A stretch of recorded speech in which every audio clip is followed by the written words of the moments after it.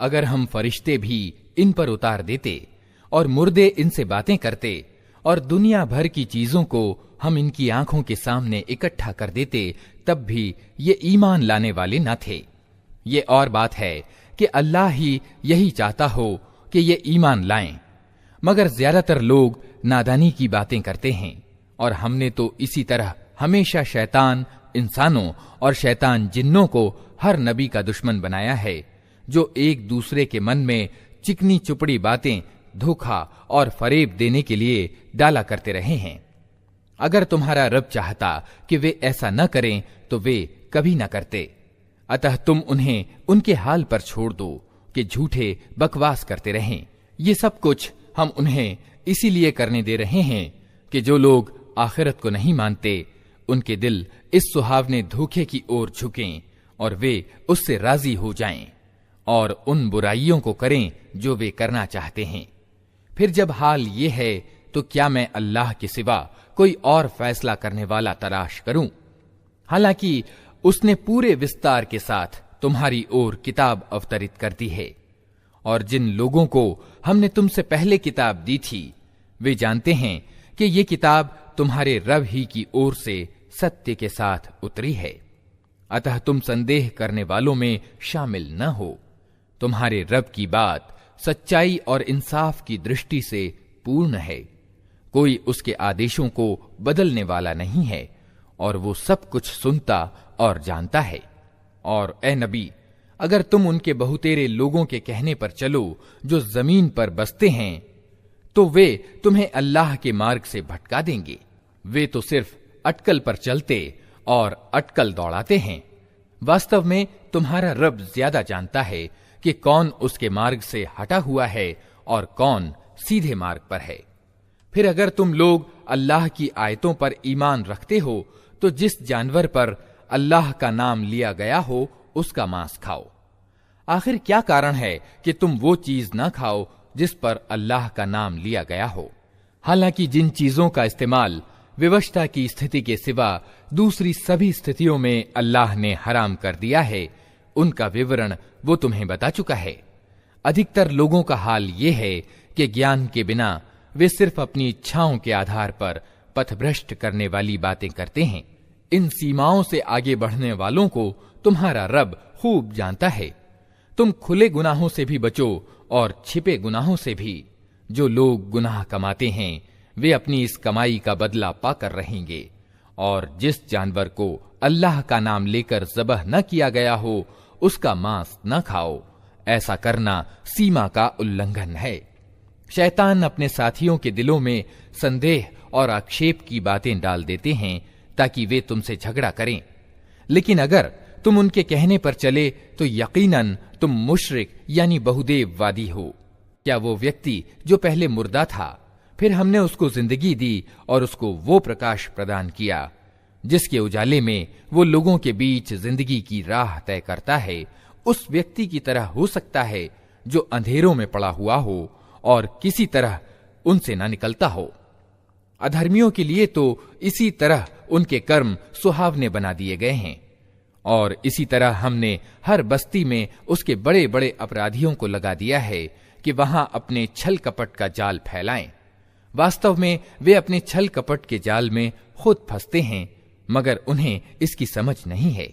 जब उनके सामने कोई आयत आती है तो वे कहते हैं हम न मानेंगे जब तक कि वो चीज खुद हमको न दी जाए जो अल्लाह के रसूलों को दी गई है। अल्लाह खूब जानता है कि अपना संदेश पहुंचाने का काम किससे ले और किस तरह ले। करीब है वो समय जब इन अपराधियों को अपनी मक्कारियों के बदले में अल्लाह के यहां अपमान और सख्त अजाब का सामना करना पड़ेगा। अतः ये सत्य है कि जिसे अल्लाह राह से लगाने का इरादा करता है उसका सीना इस्लाम के लिए खोल देता है, और जिसे गुमराही में डालने का इरादा करता है उसके सीने को तंग कर देता है और ऐसा भींचता है कि इस्लाम की कल्पना करते ही उसे ऐसा लगने लगता है कि मानो उसकी जान आसमान की ओर उड़ी जा रही है। इस तरह अल्लाह सत्य से भागने और उससे नफरत करने की गंदगी उन लोगों पर डाल देता है जो ईमान नहीं लाते।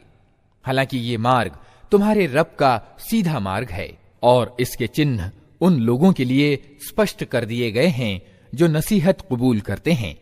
उनके रब के पास उनके लिए सलामती का घर है और वो उनका संरक्षक है, उस सही व्यवहार नीति के कारण जो उन्होंने अपनाई। जिस दिन अल्लाह उन सब लोगों को घेर कर इकट्ठा करेगा, उस दिन वो जिन्नों अर्थात शैतान जिन्नों को संबोधित करके कहेगा कि ए जिन्नों के गिरोह, तुमने तो पूरी इंसानी बिरादरी पर खूब हाथ साफ किया। इंसानों में से जो उनके साथी थे वे निवेदन करेंगे, ए रब, हम में से हर एक ने दूसरे को खूब इस्तेमाल किया है और अब हम उस समय को आ पहुंचे हैं जो तूने हमारे लिए निश्चित कर दिया था। अल्लाह कहेगा, अच्छा, अब आग तुम्हारा ठिकाना है, उसमें तुम हमेशा रहोगे। उससे बचेंगे सिर्फ वही जिन्हें अल्लाह बचाना चाहेगा। बेशक तुम्हारा रब तत्वदर्शी और सर्वज्ञ है। देखो, इस तरह हम आखिरत में जालिमों को एक दूसरे का साथी बनाएंगे उस कमाई के कारण जो वे दुनिया में एक दूसरे के साथ मिलकर करते थे। उस अवसर पर अल्लाह उनसे ये भी पूछेगा कि ए जिन्नों और इंसानों के गिरोह, क्या तुम्हारे पास खुद तुम में से वे पैगंबर नहीं आए थे जो तुमको मेरी आयतें सुनाते और इस दिन के परिणाम से डराते थे? वे कहेंगे, हां, हम अपने खिलाफ खुद गवाही देते हैं। आज दुनिया की जिंदगी ने इन लोगों को धोखे में डाल रखा है, मगर उस समय वे खुद अपने खिलाफ गवाही देंगे कि वे अधर्मी थे। ये गवाही उनसे इसलिए ली जाएगी कि ये सिद्ध हो जाए कि तुम्हारा रब बस्तियों को जुल्म के साथ तबाह करने वाला न था, जबकि उनके निवासी सत्य से अपरिचित हों। हर व्यक्ति का दर्जा उसके कर्म के अनुसार है और तुम्हारा रब लोगों के कर्मों से बेखबर नहीं है। तुम्हारा रब निस्पृह यानी बेनियाज है और दयालुता उसकी नीति है। अगर वो चाहे तो तुम लोगों को ले जाए और तुम्हारी जगह दूसरे जिन लोगों को चाहे ले आए, जिस तरह उसने तुम्हें कुछ और लोगों की नस्ल से उठाया है। तुमसे जिस चीज का वादा किया जा रहा है वो यकीनन आने वाली है और तुम में अल्लाह को विवश कर देने की ताकत नहीं। ए नबी, कह दो कि लोगों, तुम अपनी जगह कर्म करते रहो और मैं भी अपनी जगह कर्म कर रहा हूं। जल्दी ही तुम्हें पता लग जाएगा कि परिणाम किसके हक में अच्छा निकलता है। हर हाल में ये सत्य है कि जालिम कभी कामयाब नहीं हो सकते। इन लोगों ने अल्लाह के लिए खुद उसी की पैदा की हुई खेतियों और चौपायों में से एक हिस्सा निश्चित किया है और अपने ख्याल से कहते हैं ये अल्लाह के लिए है और ये हमारे ठहराए हुए साझीदारों के लिए। फिर जो हिस्सा उनके ठहराए हुए साझीदारों के लिए है वो तो अल्लाह को नहीं पहुंचता, मगर जो अल्लाह के लिए है वो उनके साझीदारों को पहुंच जाता है। कैसे बुरे फैसले करते हैं ये लोग। और इसी तरह बहुत से मुशरिकों के लिए उनके साझीदारों ने अपनी औलाद के कत्ल को खुशनुमा बना दिया है ताकि उनको तबाही में डालें और उनके लिए उनके धर्म को संदिग्ध बना दें। अगर अल्लाह चाहता तो ये ऐसा न करते, अतः इन्हें छोड़ दो कि ये अपने मिथ्यारोपण में लगे रहें। कहते हैं ये जानवर और ये खेत सुरक्षित हैं, इन्हें सिर्फ वही लोग खा सकते हैं जिन्हें हम खिलाना चाहें, जबकि ये पाबंदी इनकी खुद अपनी ही घड़ी हुई है। फिर कुछ जानवर हैं जिन पर सवारी और बोझा ढोना हराम कर दिया गया है और कुछ जानवर हैं जिन पर ये अल्लाह का नाम नहीं लेते और ये सब कुछ उन्होंने अल्लाह पर झूठ मढ़ा है। जल्द ही अल्लाह उन्हें इन मिथ्यारोपणों का बदला देगा। और कहते हैं कि जो कुछ इन जानवरों के पेट में है ये हमारे मर्दों के लिए खास है और हमारी औरतों के लिए हराम, लेकिन अगर वो मुर्दा हो तो दोनों उसके खाने में शरीक हो सकते हैं। ये बातें जो उन्होंने घड़ ली हैं इनका बदला अल्लाह उन्हें देकर रहेगा। यकीनन वो तत्वदर्शी है और सब बातों की उसे खबर है। यकीनन घाटे में पड़ गए वे लोग जिन्होंने अपनी औलाद को अज्ञान और मूर्खता के कारण कत्ल किया और अल्लाह की दी हुई रोजी को अल्लाह पर झूठ गढ़कर अवैध ठहरा लिया। यकीनन वे भटक गए और हरगिज वे सीधा मार्ग पाने वालों में से न थे।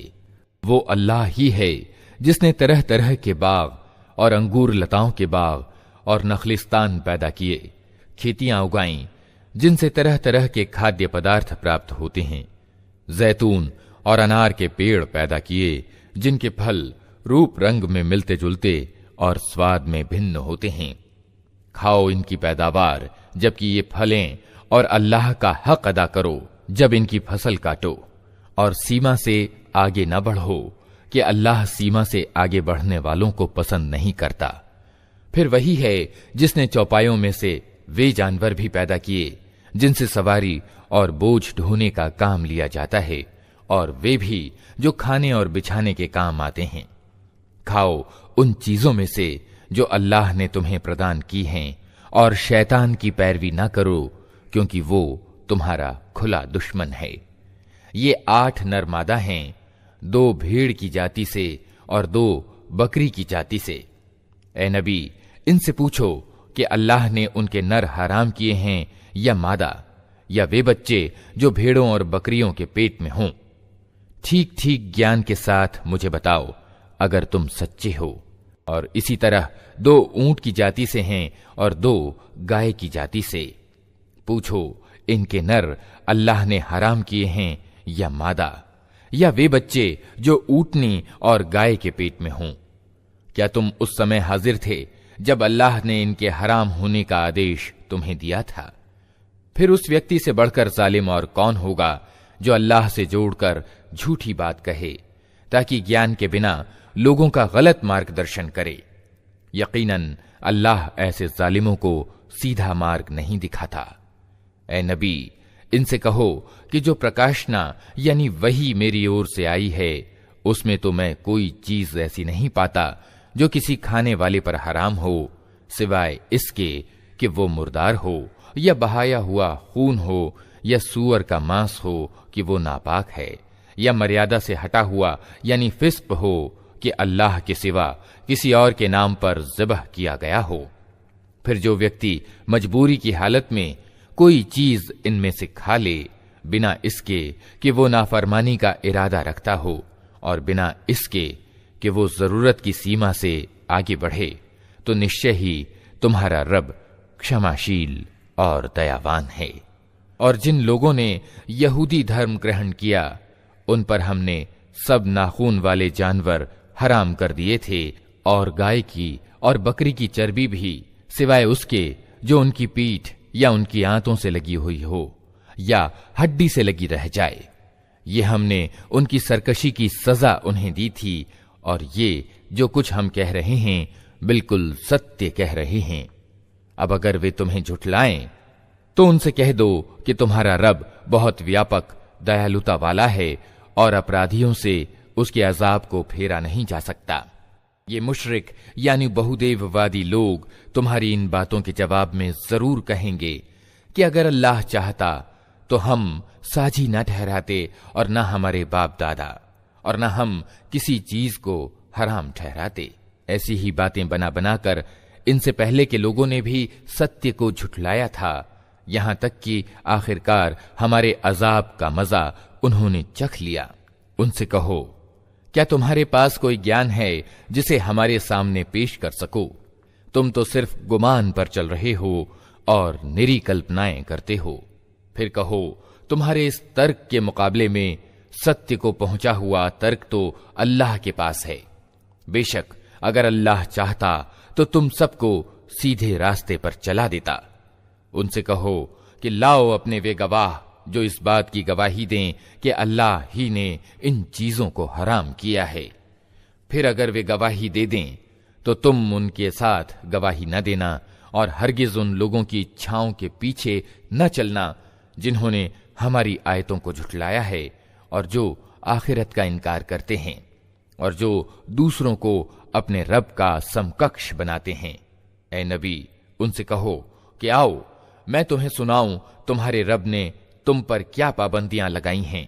ये कि उसके साथ किसी को साझीदार न बनाओ, और माँ बाप के साथ अच्छा व्यवहार करो, और अपनी औलाद को निर्धनता के भय से कत्ल न करो। हम तुम्हें भी रोजी देते हैं और उनको भी देंगे, और बेशर्मी की बातों के करीब भी ना जाओ, चाहे वे खुली हों या छिपी। और किसी जीव की जिसे अल्लाह ने आदरणीय ठहराया है हत्या न करो मगर हक के साथ। ये बातें हैं जिनका आदेश उसने तुम्हें दिया है, शायद कि तुम समझ बूझ से काम लो। और ये कि यतीम के माल के करीब न जाओ मगर ऐसे तरीके से जो सबसे अच्छा हो, यहां तक कि वे अपनी जवानी की उम्र को पहुंच जाएं। और नाप तौल में पूरा इंसाफ करो। हम हर व्यक्ति पर जिम्मेदारी का उतना ही बोझ रखते हैं जितने की उसमें सामर्थ्य है। और जब बात कहो इंसाफ की कहो, चाहे मामला अपने नातेदार ही का क्यों ना हो। और अल्लाह की प्रतिज्ञा को पूरा करो। इन बातों का आदेश अल्लाह ने तुम्हें दिया है, शायद कि तुम नसीहत कबूल करो। साथ ही उसका आदेश ये है कि यही मेरा सीधा मार्ग है, अतः तुम इसी पर चलो और दूसरे मार्गों पर न चलो कि वे उसके मार्ग से हटाकर तुम्हें बिखेर देंगे। ये है वो आदेश जो तुम्हारे रब ने तुम्हें दिया है, शायद कि तुम पथभ्रष्टता से बचो। फिर हमने मूसा को किताब प्रदान की थी जो भलाई की नीति अपनाने वाले इंसान के लिए नेमत की पूर्णता और हर जरूरी चीज का विवरण और पूरे तौर पर सन्मार्ग की सूचना और दयालुता थी। और इस्राएल की संतान को इसलिए दी गई थी कि शायद लोग अपने रब से मिलने पर ईमान लाएं। और इसी तरह ये किताब हमने उतारी है, एक बरकत वाली किताब, अतः तुम इसका अनुसरण करो और परहेजगारी की नीति अपनाओ। असंभव नहीं कि तुम पर दया की जाए। अब तुम ये नहीं कह सकते कि किताब तो हमसे पहले के 2 गिरोहों को दी गई थी और हमको कुछ खबर न थी कि वे क्या पढ़ते पढ़ाते थे। और अब तुम ये बहाना भी नहीं कर सकते कि अगर हम पर किताब उतारी गई होती तो हम उनसे ज्यादा सीधे मार्ग पर चलने वाले सिद्ध होते। तुम्हारे पास तुम्हारे रब की ओर से एक स्पष्ट प्रमाण और मार्गदर्शन और दयालुता आ गई है। अब उससे बढ़कर जालिम कौन होगा जो अल्लाह की आयतों को झुठलाए और उनसे मुंह मोड़े। जो लोग हमारी आयतों से मुंह मोड़ते हैं उन्हें इस विमुखता के बदले में हम बुरी से बुरी सजा देकर रहेंगे। क्या अब लोग इसके इंतजार में हैं कि उनके सामने फरिश्ते आ खड़े हों, या तुम्हारा रब खुद आ जाए, या तुम्हारे रब की कुछ खुली निशानियां सामने आ जाएं। जिस दिन तुम्हारे रब की कुछ विशिष्ट निशानियां प्रकट हो जाएंगी, फिर किसी ऐसे व्यक्ति को उसका ईमान कुछ फायदा न पहुंचा सकेगा जो पहले ईमान न लाया हो या जिसने अपने ईमान में कोई भलाई न कमाई हो। ए नबी, इनसे कह दो कि अच्छा तुम इंतजार करो, हम भी इंतजार करते हैं। जिन लोगों ने अपने धर्म को टुकड़े टुकड़े कर दिया और गिरोह गिरोह बन गए, यकीनन उनसे तुम्हारा कुछ नाता नहीं। उनका मामला तो अल्लाह के हवाले है, वही उनको बताएगा कि उन्होंने क्या कुछ किया है। जो अल्लाह के पास नेकी लेकर आएगा उसके लिए 10 गुना बदला है, और जो बुराई लेकर आएगा उसको उतना ही बदला दिया जाएगा जितना उसने अपराध किया है, और किसी के साथ जुल्म न किया जाएगा।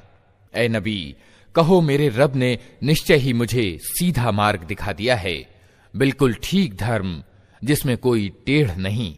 इब्राहिम का तरीका जिसे एकाग्र होकर उसने अपनाया था, और वो मुशरिकों यानी बहुदेववादियों में से न था।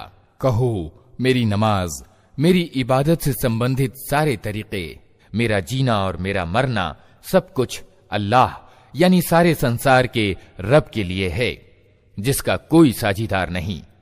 इसी का मुझे आदेश दिया गया है और सबसे पहले आज्ञाकारी होने वाला मैं हूं। कहो क्या मैं अल्लाह के सिवा कोई और रब तलाश करूं, हालांकि वही हर चीज का रब है। हर आदमी जो कुछ कमाता है उसका जिम्मेदार वो खुद है। कोई बोझ उठाने वाला दूसरे का बोझ नहीं उठाता। फिर तुम सबको अपने रब की ओर पलटना है, उस समय वो तुम्हारे मतभेदों की हकीकत तुम पर खोल देगा। वही है जिसने तुमको जमीन में खलीफा बनाया और तुम में से कुछ लोगों को कुछ लोगों के मुकाबले में ज्यादा ऊंचे दर्जे दिए। ताकि जो कुछ तुमको दिया है उसमें तुम्हारी परीक्षा करे। बेशक तुम्हारा रब सजा देने में भी बहुत तेज है और बहुत क्षमाशील और दयावान भी है। अल्लाह के नाम से जो बड़ा ही मेहरबान और रहम करने वाला है। अलिफ लाम मीम साद, ये एक किताब है जो तुम्हारी ओर उतारी गई है, अतः ए नबी तुम्हारे दिल में इससे कोई झिझक न हो। इसके उतारने का उद्देश्य ये है कि तुम इसके द्वारा इनकार करने वालों को डराओ और ईमान लाने वालों को नसीहत हो। लोगों, जो कुछ तुम्हारे रब की ओर से तुम पर उतारा गया है उस पर चलो और अपने रब को छोड़कर दूसरे सरपरस्तों का अनुसरण न करो, मगर तुम नसीहत थोड़े ही मानते हो। कितनी ही बस्तियां हैं जिन्हें हमने तबाह कर दिया, उन पर हमारा अजाब अचानक रात के समय टूट पड़ा या दिन दहाड़े ऐसे समय पर आया जबकि वे आराम कर रहे थे। और जब हमारा अजाब उन पर आ गया तो उनके मुंह से इसके सिवा और कुछ न निकला कि वास्तव में हम जालिम थे। अतः ये जरूर होकर रहना है कि हम उन लोगों से पूछताछ करें जिनकी ओर हमने पैगंबर भेजे हैं, और पैगंबरों से भी पूछें कि उन्होंने संदेश पहुंचाने का दायित्व कहां तक पूरा किया और उन्हें उसका क्या जवाब मिला। फिर हम खुद पूर्ण ज्ञान के साथ सारा वृत्तांत उनके सामने पेश कर देंगे। आखिर हम कहीं गायब तो नहीं थे। और वजन उस दिन बिल्कुल सत्य होगा। जिनके पलड़े भारी होंगे वही सफलता प्राप्त करने वाले होंगे, और जिनके पलड़े हल्के होंगे वही अपने आप को घाटे में डालने वाले होंगे, क्योंकि वे हमारी आयतों के साथ अन्यायपूर्ण व्यवहार करते रहे थे। हमने तुम्हें जमीन में अधिकारों के साथ बसाया और तुम्हारे लिए यहां जीवन सामग्री जुटाई, मगर तुम लोग कृतज्ञता थोड़ी ही दिखाते हो। हमने तुम्हारी संरचना का आरंभ किया, फिर तुम्हारा रूप बनाया, फिर फरिश्तों से कहा आदम को सजदा करो। इस आदेश पर सबने सजदा किया, मगर इब्लीस सजदा करने वालों में शामिल न हुआ। पूछा, तुझे किस चीज ने सजदा करने से रोका जबकि मैंने तुझे आदेश दिया था? बोला, मैं उससे अच्छा हूं, तूने मुझे आग से पैदा किया है और उसे मिट्टी से। कहा, अच्छा तू यहां से नीचे उतर, तुझे अधिकार नहीं है कि यहां बड़ाई का गर्व करे। निकल जा कि वास्तव में तू उन लोगों में से है जो खुद अपना अपमान चाहते हैं। बोला, मुझे उस दिन तक मोहलत दे जबकि ये सब दोबारा उठाए जाएंगे।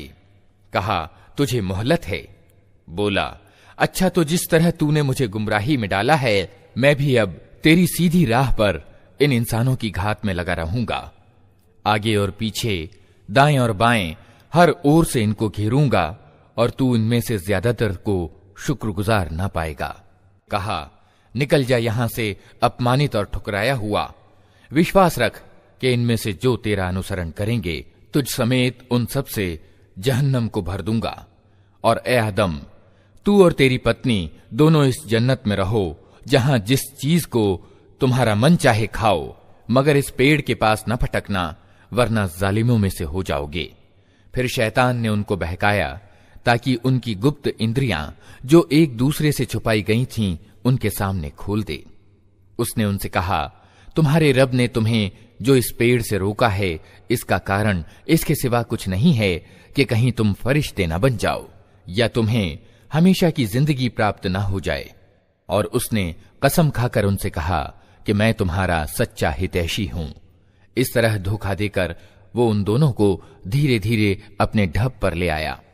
आखिरकार जब उन्होंने उस पेड़ का मजा चखा तो उनकी गुप्त इंद्रियां एक दूसरे के सामने खुल गईं और वे अपने शरीरों को जन्नत के पत्तों से ढांकने लगे। तब उनके रब ने उन्हें पुकारा, क्या मैंने तुम्हें इस पेड़ से न रोका था और न कहा था कि शैतान तुम्हारा खुला दुश्मन है? दोनों बोल उठे, ऐ रब, हमने अपने ऊपर जुल्म किया। अब अगर तूने हमें माफ न किया और दया न की तो यकीनन हम तबाह हो जाएंगे। कहा, उतर जाओ, तुम एक दूसरे के दुश्मन हो और तुम्हारे लिए एक निश्चित अवधि तक जमीन में ठहरने की जगह और जीवन सामग्री है। और कहा, वहीं तुमको जीना और वहीं मरना है और उसी में से तुमको आखिरकार निकाला जाएगा। ऐ आदम की संतान, हमने तुम पर वस्त्र उतारा है कि तुम्हारे शरीर के गुप्त अंगों को ढाके और तुम्हारे लिए शरीर की रक्षा और सौंदर्य का साधन भी हो, और बेहतरीन वस्त्र परहेजगारी का वस्त्र है। ये अल्लाह की निशानियों में से एक निशानी है, शायद कि लोग इससे शिक्षा ग्रहण करें। ऐ आदम की संतान, ऐसा न हो कि शैतान तुम्हें फिर उसी तरह प्रलोभन परीक्षा में डाल दे, जिस तरह उसने तुम्हारे माँ बाप को जन्नत से निकलवाया था और उनके वस्त्र उन पर से उतरवा दिए थे, ताकि उनके गुप्त अंग एक दूसरे के सामने खोले। वो और उसके साथी तुम्हें ऐसी जगह से देखते हैं जहां से तुम उन्हें नहीं देख सकते। इन शैतानों को हमने उन लोगों का सरपरस्त बना दिया है जो ईमान नहीं लाते। ये लोग जब कोई शर्मनाक काम करते हैं तो कहते हैं, हमने अपने बाप दादा को इसी तरीके पर पाया है और अल्लाह ही ने हमें ऐसा करने का आदेश दिया है। इनसे कहो, अल्लाह बेहयाई का आदेश कभी नहीं दिया करता। क्या तुम अल्लाह का नाम लेकर वे बातें कहते हो जिनके विषय में तुम्हें ज्ञान नहीं है कि वे अल्लाह की ओर से हैं? ए नबी, इनसे कहो, मेरे रब ने तो सत्य और न्याय का आदेश दिया है, और उसका आदेश तो यह है कि हर इबादत में अपना रुख ठीक रखो और उसी को पुकारो अपने धर्म को उसके लिए विशुद्ध करके। जिस तरह उसने तुम्हें अब पैदा किया है उसी तरह तुम फिर पैदा किए जाओगे। एक गिरोह को तो उसने सीधा मार्ग दिखा दिया है, मगर दूसरे गिरोह पर गुमराही चिपक कर रह गई है, क्योंकि उन्होंने अल्लाह के बदले शैतानों को अपना सरपरस्त बना लिया है और वे समझ रहे हैं कि हम सीधे मार्ग पर हैं। ऐ आदम की संतान, हर इबादत के अवसर पर अपनी सज्जा से सुशोभित रहो और खाओ पियो और सीमा से आगे न बढ़ो। अल्लाह सीमा से बढ़ने वालों को पसंद नहीं करता। ऐ नबी, इनसे कहो कि किसने अल्लाह की उस सज्जा को हराम कर दिया जिसे अल्लाह ने अपने बंदों के लिए निकाला था, और किसने अल्लाह की प्रदान की हुई पाक चीजें हराम कर दी? कहो, ये सारी चीजें दुनिया की जिंदगी में भी ईमान लाने वालों के लिए हैं और क़यामत के दिन तो खास तौर से उन्हीं के लिए होंगी। इस तरह हम अपनी बातें साफ साफ बयान करते हैं उन लोगों के लिए जो ज्ञानवान हैं। ऐ नबी, इनसे कहो, मेरे रब ने जो चीजें हराम ठहराई हैं वे तो ये हैं, बेशर्मी के काम चाहे खुले हों या छिपे, और गुनाह और सत्य के विरुद्ध ज्यादती, और ये कि अल्लाह के साथ तुम किसी ऐसे को साझेदार ठहराओ जिसके लिए उसने कोई प्रमाण नहीं उतारा, और ये कि अल्लाह के नाम पर कोई ऐसी बात कहो जिसके विषय में तुम्हें ज्ञान न हो कि वास्तव में उसी ने कही है। हर समुदाय के लिए मोहलत की एक अवधि निश्चित है, फिर जब किसी कौम की अवधि पूरी हो जाती है तो एक घड़ी भर की देर और अग्रसरता भी नहीं होती।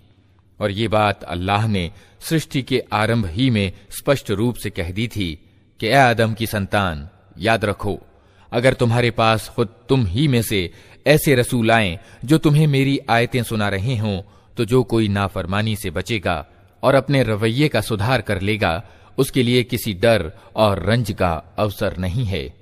और जो लोग हमारी आयतों को झुठलाएंगे और उनके मुकाबले में सरकशी दिखाएंगे, वही दोजख वाले होंगे जहां वे हमेशा रहेंगे।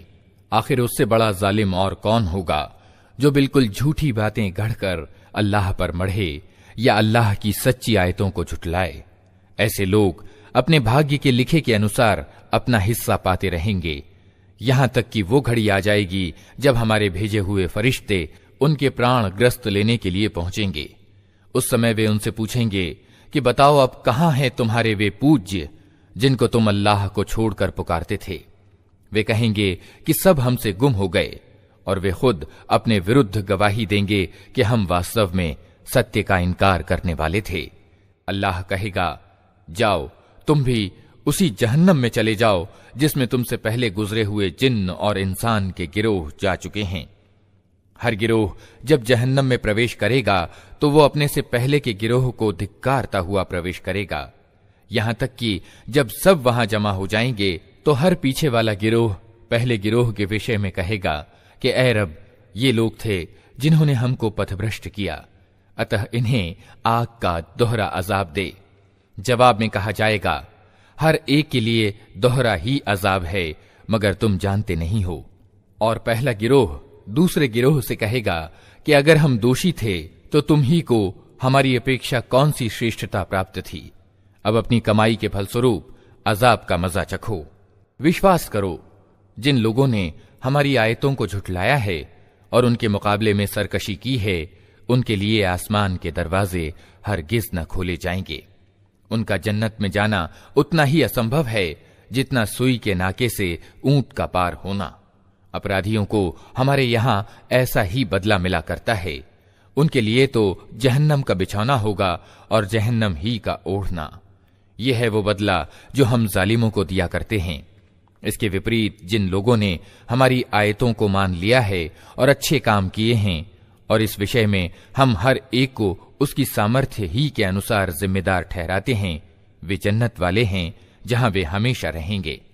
उनके हृदयों में एक दूसरे के खिलाफ जो मलिनता होगी उसे हम निकाल देंगे। उनके नीचे नहरें बहती होंगी और वे कहेंगे कि तारीफ अल्लाह ही के लिए है जिसने हमें ये मार्ग दिखाया।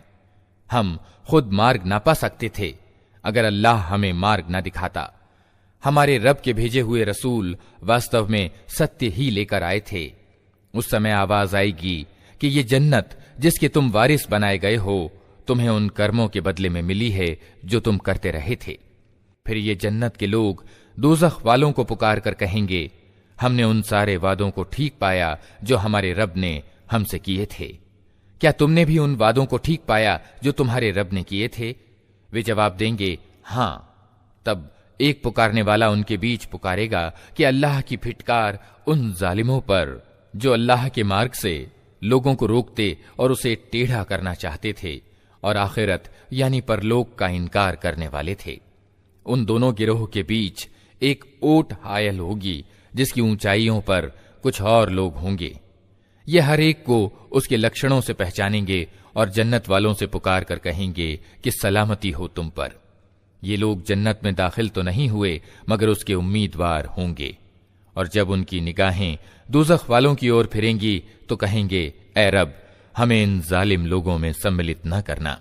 फिर ये ऊंचाइयों वाले लोग दोज़ख के कुछ बड़े बड़े व्यक्तियों को उनके लक्षणों से पहचान कर पुकारेंगे कि देख लिया तुमने, आज ना तुम्हारे जत्थे तुम्हारे किसी काम आए और न वो सामग्री जिसे तुम बड़ी चीज समझते थे।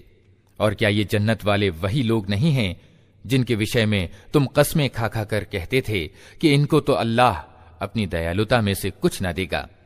आज इन्हीं से कहा गया कि दाखिल हो जाओ जन्नत में, तुम्हारे लिए न डर है और न रंज। और दोज़ख के लोग जन्नत वालों को पुकारेंगे कि कुछ थोड़ा सा पानी हम पर डाल दो, या जो रोजी अल्लाह ने तुम्हें दी है उसी में से कुछ फेंक दो। वे जवाब देंगे कि अल्लाह ने ये दोनों चीजें उन सत्य का इनकार करने वालों के लिए हराम कर दी हैं जिन्होंने अपने धर्म को खेल और मनोरंजन बना लिया था और जिन्हें दुनिया की जिंदगी ने धोखे में डाले रखा था। अल्लाह कहता है कि आज हम भी उन्हें उसी तरह भुला देंगे जिस तरह वे इस दिन की भेंट को भूले रहे और हमारी आयतों का इनकार करते रहे। हम इन लोगों के पास एक ऐसी किताब ले आए हैं जिसे हमने ज्ञान के आधार पर विस्तृत बनाया है और जो ईमान लाने वालों के लिए मार्गदर्शन और दयालुता है। अब क्या ये लोग इसके सिवा किसी और बात के इंतजार में हैं कि वो अंजाम सामने आ जाए जिसकी ये किताब सूचना दे रही है? जिस दिन वो अंजाम सामने आ गया तो वही लोग जिन्होंने पहले उसकी अपेक्षा की थी कहेंगे कि वास्तव में हमारे रब के रसूल सत्य लेकर आए थे। फिर क्या अब हमें कुछ सिफारिशी मिलेंगे जो हमारे हक में सिफारिश करें, या हमें दोबारा लौटा ही दिया जाए ताकि जो कुछ हम पहले करते थे उसकी जगह अब दूसरे तरीके पर काम करके दिखाएं। उन्होंने अपने आप को घाटे में डाल दिया और वे सारे झूठ जो उन्होंने घड़ रखे थे आज उनसे गुम हो गए। वास्तव में तुम्हारा रब अल्लाह ही है जिसने आसमानों और जमीन को 6 दिनों में पैदा किया, फिर अपने राज सिंहासन पर विराजमान हुआ, जो रात को दिन पर ढांक देता है और फिर दिन रात के पीछे दौड़ा चला आता है, जिसने सूरज और चांद और तारे पैदा किए, सब उसके आदेश के अधीन हैं। सावधान रहो, उसी की सृष्टि है और उसी का आदेश है। बड़ा बरकत वाला है अल्लाह, सारे जहानों का मालिक और पालनहार। अपने रब को पुकारो गिड़गिड़ाते हुए और चुपके चुपके, यकीनन वो सीमा का उल्लंघन करने वालों को पसंद नहीं करता। जमीन में बिगाड़ पैदा न करो जबकि उसका सुधार हो चुका है, और अल्लाह ही को पुकारो खौफ के साथ और लालच के साथ। यकीनन अल्लाह की दयालुता अच्छे चरित्र वाले लोगों के करीब है, और वो अल्लाह ही है जो हवाओं को अपनी दयालुता के आगे आगे खुशखबरी लिए हुए भेजता है। फिर जब वे पानी से लदे हुए बादल उठा लेती हैं तो उन्हें किसी निर्जीव भूभाग की ओर चला देता है, और वहां मेंह बरसाकर उसी मरी हुई भूमि से तरह तरह के फल निकाल लाता है। देखो, इस तरह हम मुर्दों को मौत की हालत से निकालते हैं। शायद कि तुम इस निरीक्षण से शिक्षा ग्रहण करो। जो जमीन अच्छी होती है वो अपने रब के हुक्म से खूब फल फूल लाती है, और जो जमीन खराब होती है उससे घटिया पैदावार के सिवा कुछ नहीं निकलता। इसी तरह हम निशानियों को बार बार पेश करते हैं उन लोगों के लिए जो आभार मानने वाले हैं। हमने नूह को उसकी कौम की ओर भेजा। उसने कहा, ए कौम के भाइयों, अल्लाह की बंदगी करो, उसके सिवा तुम्हारा कोई खुदा नहीं है। मैं तुम्हारे लिए एक भयंकर दिन के अजाब से डरता हूं। उसकी कौम के सरदारों ने जवाब दिया, हमको तो ये नजर आता है कि तुम खुली गुमराही में पड़े हो। नूह ने कहा, ए कौम के भाइयों, मैं किसी गुमराही में नहीं पड़ा हूं, बल्कि मैं सारे जहान के रब का रसूल यानी संदेश वाहक हूं। तुम्हें अपने रब के संदेश पहुंचाता हूं, तुम्हारा हितैषी हूं, और मुझे अल्लाह की ओर से वो कुछ मालूम है जो तुम्हें मालूम नहीं है। क्या तुम्हें इस बात पर आश्चर्य हुआ कि तुम्हारे पास स्वयं तुम्हारी अपनी कौम के एक आदमी के द्वारा तुम्हारे रब की याद दहानी आई ताकि तुम्हें सावधान करे और तुम गलत नीति अपनाने से बच जाओ और तुम पर दया की जाए? मगर उन्होंने उसे झुठला दिया। आखिरकार हमने उसे और उसके साथियों को एक नौका में सुरक्षित कर दिया और उन लोगों को डुबो दिया जिन्होंने हमारी आयतों को झुठलाया था। यकीनन वे अंधे लोग थे। और आद की ओर हमने उनके भाई हूद को भेजा। उसने कहा, ए कौम के भाइयों, अल्लाह की बंदगी करो, उसके सिवा तुम्हारा कोई खुदा नहीं है। फिर क्या तुम गलत नीति अपनाने से परहेज न करोगे? उसकी कौम के सरदारों ने, जो उसकी बात मानने से इनकार कर रहे थे, जवाब में कहा, हम तो तुम्हें बुद्धिहीनता में ग्रस्त समझते हैं और हम समझते हैं कि तुम झूठे हो। उसने कहा, ए कौम के भाइयों, मैं बुद्धिहीनता में ग्रस्त नहीं हूं, बल्कि मैं सारे जहान के रब का रसूल यानी संदेश वाहक हूं। तुमको अपने रब के संदेश पहुंचाता हूं और तुम्हारा ऐसा हितैषी हूं जिस पर भरोसा किया जा सकता है। क्या तुम्हें इस बात पर आश्चर्य हुआ कि तुम्हारे पास खुद तुम्हारी अपनी कौम के एक आदमी के द्वारा तुम्हारे रब की याद दहानी आई ताकि वो तुम्हें सावधान करे? भूल न जाओ कि तुम्हारे रब ने नूह की कौम के बाद तुमको उसका उत्तराधिकारी बनाया और तुम्हें खूब हिष्ट पुष्ट किया। अतः अल्लाह के चमत्कारों को याद रखो। उम्मीद है कि सफलता प्राप्त करोगे। उन्होंने जवाब दिया, क्या तू हमारे पास इसलिए आया है कि हम अकेले अल्लाह ही की बंदगी करें और उन्हें छोड़ दें जिनकी इबादत हमारे बाप दादा करते आए हैं? अच्छा तो ले आ वो अजाब जिसकी तू हमें धमकी देता है, अगर तू सच्चा है। उसने कहा, तुम्हारे रब की फिटकार तुम पर पड़ गई और उसका गजब टूट पड़ा। क्या तुम मुझसे उन नामों पर झगड़ते हो जो तुमने और तुम्हारे बाप दादा ने रख लिए हैं, जिनके लिए अल्लाह ने कोई प्रमाण नहीं उतारा है? अच्छा तो तुम भी इंतजार करो और मैं भी तुम्हारे साथ इंतजार करता हूं। आखिरकार हमने अपनी दयालुता से हूद और उसके साथियों को बचा लिया और उन लोगों की जड़ काट दी जो हमारी आयतों को झुठला चुके थे और ईमान लाने वाले न थे। और समूद की ओर हमने उनके भाई सालेह को भेजा। उसने कहा, ए कौम के भाइयों, अल्लाह की बंदगी करो, उसके सिवा तुम्हारा कोई खुदा नहीं है। तुम्हारे पास तुम्हारे रब का खुला प्रमाण आ गया है। ये अल्लाह की ऊंटनी तुम्हारे लिए एक निशानी के रूप में है, अतः इसे छोड़ दो कि अल्लाह की जमीन में चरती फिरे। इसको किसी बुरे इरादे से हाथ न लगाना, नहीं तो एक दर्दनाक अजाब तुम्हें आ लेगा। याद करो वो समय जब अल्लाह ने आद कौम के बाद तुम्हें उसका उत्तराधिकारी बनाया और तुम्हें जमीन में ये दर्जा प्रदान किया कि आज तुम उसके समतल मैदानों में आलीशान महल बनाते और उसके पहाड़ों को घरों के रूप में तराशते हो। अतः उसकी सामर्थ्य के चमत्कारों से असावधान न हो जाओ और जमीन में बिगाड़ न पैदा करो। उसकी कौम के सरदारों ने जो बड़े बने हुए थे कमजोर तबके के उन लोगों से जो ईमान ले आए थे कहा, क्या तुम वास्तव में ये जानते हो कि सालेह अपने रब का पैगंबर है? उन्होंने जवाब दिया, बेशक जिस संदेश के साथ वो भेजा गया है उसे हम मानते हैं। उन बड़ाई के दावेदारों ने कहा, जिस चीज को तुमने माना है हम उसका इनकार करते हैं। फिर उन्होंने उस ऊंटनी को मार डाला और पूरी ढिठाई के साथ अपने रब के आदेश का उल्लंघन किया और सालेह से कह दिया कि ले आ वो अजाब जिसकी तू हमें धमकी देता है, अगर तू वास्तव में पैगंबरों में से है। आखिरकार एक दहला देने वाली आफत ने उन्हें आ लिया और वे अपने घरों में औंधे पड़े के पड़े रह गए। और सालेह ये कहता हुआ उनकी बस्तियों से निकल गया कि ए मेरी कौम, मैंने अपने रब का संदेश तुम्हें पहुंचा दिया और मैंने तुम्हारा बहुत हित चाहा, मगर क्या करूं कि तुझे अपने हितैषी पसंद ही नहीं है। और लूत को हमने पैगंबर बनाकर भेजा। फिर याद करो जब उसने अपनी कौम से कहा, क्या तुम ऐसे निर्लज्ज हो गए हो कि वो अश्लील काम करते हो जो तुमसे पहले दुनिया में किसी ने नहीं किया? तुम औरतों को छोड़कर मर्दों से अपनी ख्वाहिश पूरी करते हो। वास्तव में तुम नितांत मर्यादाहीन लोग हो। मगर उसकी कौम का जवाब इसके सिवा कुछ न था कि निकालो इन लोगों को अपनी बस्तियों से, बड़े पाकबाज बनते हैं ये। आखिरकार हमने लूत और उसके घर वालों को सिवाय उसकी पत्नी के जो पीछे रह जाने वालों में थी बचाकर निकाल दिया और उस कौम पर बरसाई एक बारिश। फिर देखो उन अपराधियों का क्या अंजाम हुआ। और मदियन वालों की ओर हमने उनके भाई शुएब को भेजा। उसने कहा, ए कौम के भाइयों, अल्लाह की बंदगी करो, उसके सिवा तुम्हारा कोई खुदा नहीं है। तुम्हारे पास तुम्हारे रब का स्पष्ट मार्गदर्शन आ गया है, अतः नाप और तौल पूरे करो। लोगों को उनकी चीजों में घाटा न दो और जमीन में बिगाड़ पैदा न करो जबकि उसका सुधार हो चुका है। इसी में तुम्हारी भलाई है अगर तुम वास्तव में ईमान वाले हो।